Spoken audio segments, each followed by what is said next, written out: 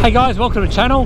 Have a look at this day. It's absolutely bloody glorious. I think it's going to be up around 25, 26 degrees, sun shining, tracks are dry, bloody awesome. So yeah, we've got a bit of a mixed riding day today. I've got 4 riders behind me. So we're going to be doing a mix of dirt tracks and sealed roads and that. Nothing too serious. But what we're doing is we're going over to a place called ACUSA Park. Now ACUSA Park is a off-road riding facility for scramble bikes, you know, motocross and also adventure bikes. Bit of a family orientated sort of club area. Bit of a review, nothing too fantastic, but yeah, just see what it's like. And it's sort of saying I've never ridden on an electric motorbike before, so it's a learning experience for me. There's a lot of negativities out there about them.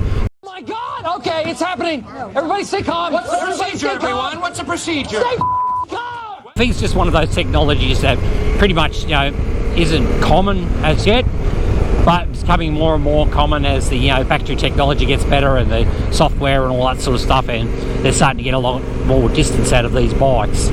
There's certainly some really good YouTube channels out there on electric bikes. I know there's a guy who's riding all through Europe and Asia on his, I think it's called Eve. His channel is Mark Travels, M-A-R-C Travels.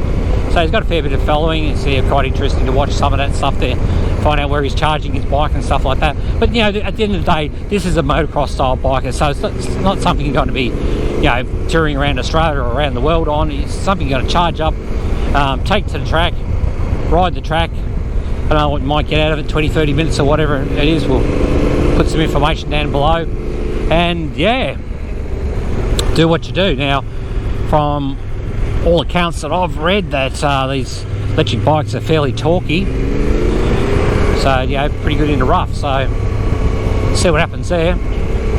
I won't be riding it too hard because I think it'll be sort of a thing that if you break it, you buy it. So anyway, let's go and check it out, eh? Here we are, guys. Welcome to ACUSA Park Off-Road Motorcycle Facility. This is on Snake Gully Road, I believe. I'll put the address down the bottom there. See the guys getting around on the bikes. Extensive area for riding. All these bloody hills and that. Scramble bikes going for it up there. Now we've got to find the Eve Moto stand, the electric bikes. That's what we're here for. And we'll see if we can get a bit of filming of this shit as well going on down here. Bloody awesome. Wonder if I could rent this place out.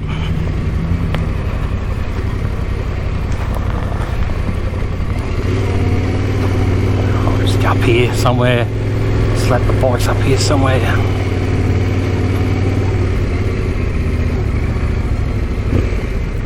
Good as spot as ever. Awesome. So all the Kiddlywinks are all lining up for their ride, going out onto the big track. And over here we got Eve Moto SA. So we're going to be checking out these little bikes down here. Yeah, we'll see if we can go for a ride or something like that. Watch those little kids go off.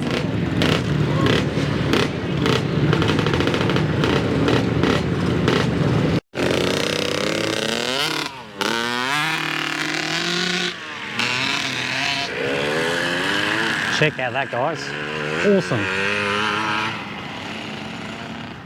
Awesome.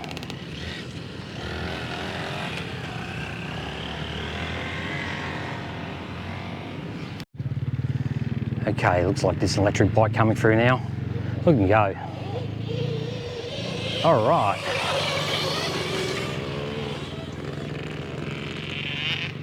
That's the future. So, how do you pronounce that? That is pronounced Caofen. Caofen. So this is the Caofen F80 Trail bike, which is one of the bikes in the Caofen range at the moment. Yeah, really exciting bike and really good day so far. We've had a lot of people out on the bikes, out on the tracks. And so what's the F80 stand for? A really good question. Similar with the Caofen. Ask good questions. Yeah. Save you time repeating it right. Fantastic. So purely cosmetic. A lot of people sort of was the F80 reference to anything in terms of power, etc. Purely cosmetic. It was a name obviously come out of the company itself. Yep. So with these bikes, I follow a lot of forums. I'm the founder of South Australian Adventure Bike Rides. We just clocked over 6,000 members, so I'm pretty happy about that. It's starting to get a bit of promotion out there. I'm not sure how well this is coming up on the mic. I haven't got dual mics, so I've raised my voice a little bit. Anyway, that aside, I'm going to ask you a few questions about what people are generally asking about, and you've Certainly. probably been asked it 100 times. How long does it take it to charge this bike? Fantastic question. I know you only ask good questions. So Caofen F80 with this particular run of models is the fast charge version. So what you'll essentially get, 0 to 100 is essentially an hour-and-a-half charge. So that is quite literally 0 to 100%, plug it in, it's an hour-and-a-half charge. Oh, that's pretty good. So can you exchange the batteries? Is there a possibility of doing that? No, and the reason Caofen stopped doing that is similar with like-minded brands, I won't say for those purposes, but similar electric bikes, they have been able to take the battery out, and what actually happens is customers can potentially damage that, and it does affect warranty. So only the dealer can take out the battery. All the cosmetics, the guard, everything under, customers can take out and modify, but the battery itself it's a very good battery and it can't be taken out by the customers. Okay, so explains that. So hour and a half to charge it to 100%. How long will I get track time? Really good question again.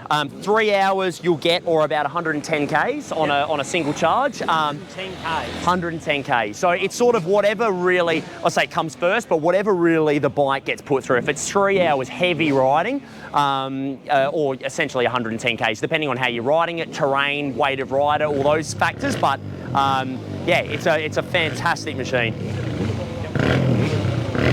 So I suppose if you're out on an event like this, I just come close to you. The kids are about to go out on the bikes there. That's awesome, isn't it? Yeah. So you get any little kids riding them? Yeah, we do. We've got a couple out on the moment. We've got 2 bikes out. A couple of young lads are out there, and similar, we sort of talk about, start in mode 1 till you get used to it. I reckon the lads almost got probably 10 metres up the road and they're straight into mode 3. Wow. So yeah, they flew by just earlier. So what about fat pricks like me? 110 kilos. How would I go on it? So you've got a max weight of these, you won't have an issue. So manufacturer always talk about averages anyway. So you're looking about 120 kilos max weight of rider. Look, there has been much heavier people riding these. It's really just to get your maximum capability of the bike. So obviously, like basically, the more weight on it, it's going to take a bit of a drain on the battery. Spot on. And that's literally it. You could have any weight rider, but it's just going to performance of battery is going to be your main factor. So what's the go if I take this through water? A really good question. Again, exactly the same as any other Almost bike. Sounds like I know what I'm talking about at times, doesn't it? These must be scripted. Exactly the same as a petrol bike. It is probably the best answer is you submerge the bike in water. It's going to be the exact same that happens with your petrol engine. So submerge it and then you can tip it up and drain the water out the exhaust. Is that what you do? Like or something like that? So essentially with these ones, we don't recommend submerging the bike. Water, mud, all those sort of things is a standard. They're designed to be really given through the ringer, but obviously we do recommend again not to submerge the bike like You're not likely to get electrocuted or something. Absolutely like that. So not. if I was in a high country, and obviously not going to ride some like this in a high country because it'd be illegal. So if you were to ride that and you go across the creek or something like that, it's not going to electrify the water, and you have like 1,000 guppies or absolutely not coming up though. To be honest, it's a common misconception with electric stuff. The battery itself is a phenomenal battery. So it's actually got it's phenomenal technology where it can be performance and charging in 65 degrees Celsius or minus 15 degrees. And why that's important, very common with electric bikes, if you charge it in extreme heat or extreme cold, it can affect everything. So these ones are designed to, your batteries, it's a fantastic battery. So, can I charge my phone off it? No, you can't yet. It's not to say that you can't rig up something to be able to... I heard, that tells me there's a possibility in the future. The power of electrics is limitless at the moment, I guess, in terms of capabilities. It is a power source, so if you had something rigged up to it, you certainly can. I've heard people charging it off their homes and bits and pieces like that as well. So the bike as a standard from the manufacturer doesn't come with anything like that yet, but if someone had something quite unique, I'm sure they could work around it. Beautiful. So what sort of inquiries are you getting at the moment? It's probably taken us a little bit by surprise. We had 20 come in, and we've had these for about 3 weeks now. We're down to about 8. So we're doing really well with there. Yeah, probably took us a little bit by surprise. We knew there was a need for them, but yeah, just to see how well they've been doing it, sort of fits anyone, I guess, being not completely silent, but very quiet, very powerful, very quick, but a good bike just to have fun on. So you're the only dealer in South Australia for these? Yes, correct. And zoom in. So where would we find you? We are at 63 Main South Road, Ranella. My name's Matt, I'm the general manager there. Would love to see you guys in there. Yep. And yeah, if you want to experience 0 to 90 in 0.45 seconds. Wow, okay. I'll reword that. Because let's go in on this, guys. He's going to make a disclaimer here. Here we go. It is obviously ride responsible. Ride responsible. If you want to go 0 to 90 in 4.5 seconds, you absolutely can do that. But we recommend to drive very safely. Right, guys. I like the safety message there. So, at Moto SA, you part of a bigger dealership there. I know there's some cars there. I get my car serviced there. I've got a little GWM ute. Awesome. Thank you, Martin. Thank you for your business. So yeah, no worries. And probably camera, this is in no way sponsored by in any way. I didn't get a new ute or a bike given to me, or even a sticker like that, or a new helmet over there, or goggles, or anything like that. All right, so once again, the address. Address is 63 Main South Road, Ranella. Our website is www.evmotosa.com.au, and we should have everything on there that you need to see. Facebook is evmotosa. We also are on Instagram, evmotosa as well. And if you've got any questions, please feel free to call us. I'll be happy to help you. What's the best adventure bike riding group in South Australia? This is a challenge. South Australia Adventure Bike Riders. Thanks, Matt. I really appreciate that. Thank you, Martin. Cheers. Cheers, mate. So you reckon it's in... Drive? Yep, got it. Yep, got it. How easy is this?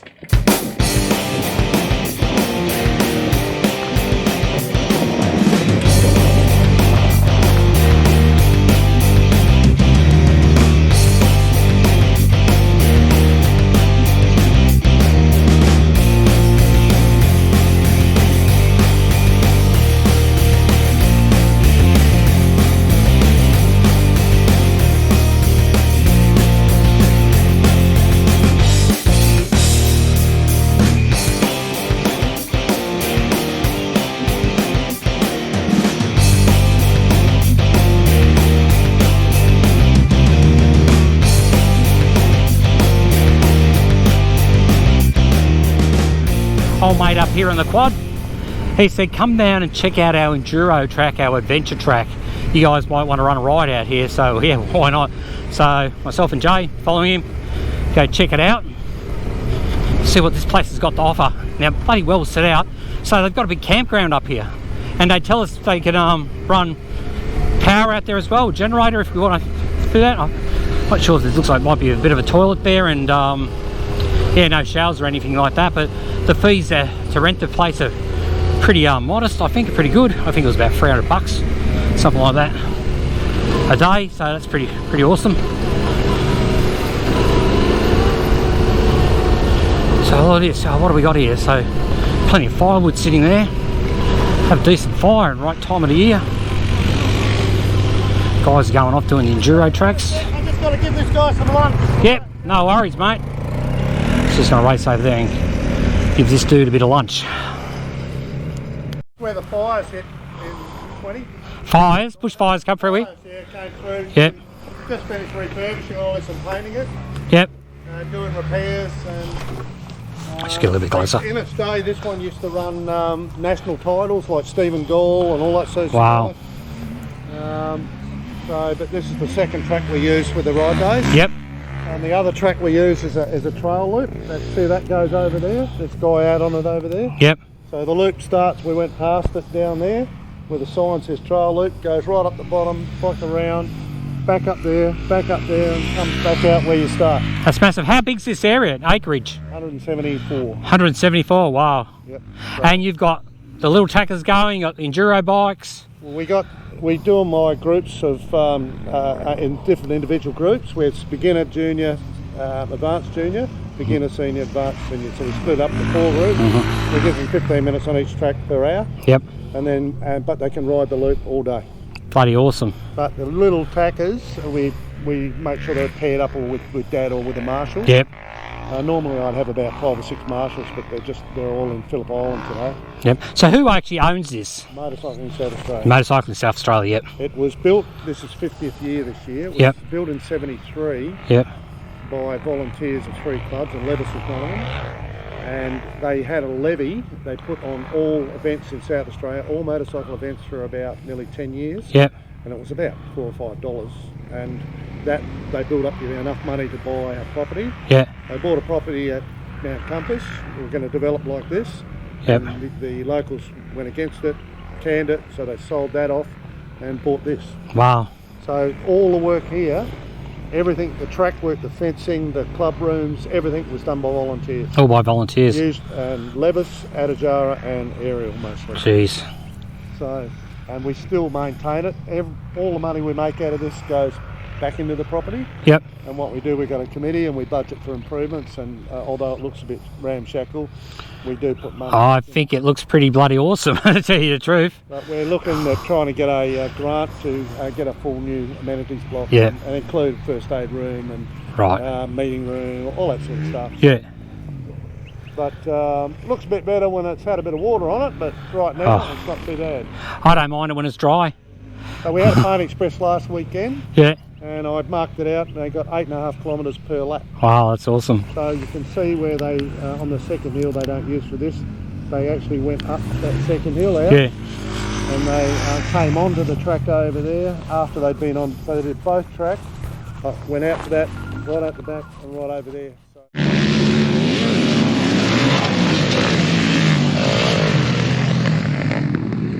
Well guys, I hope you liked today.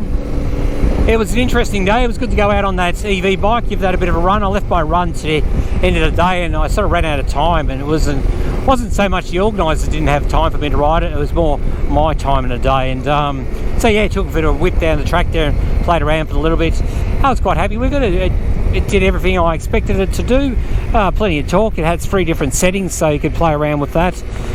Just look at these little fires that are burning over here. A lot of properties getting ready for the fire danger season, so they're doing a big clean up at the moment.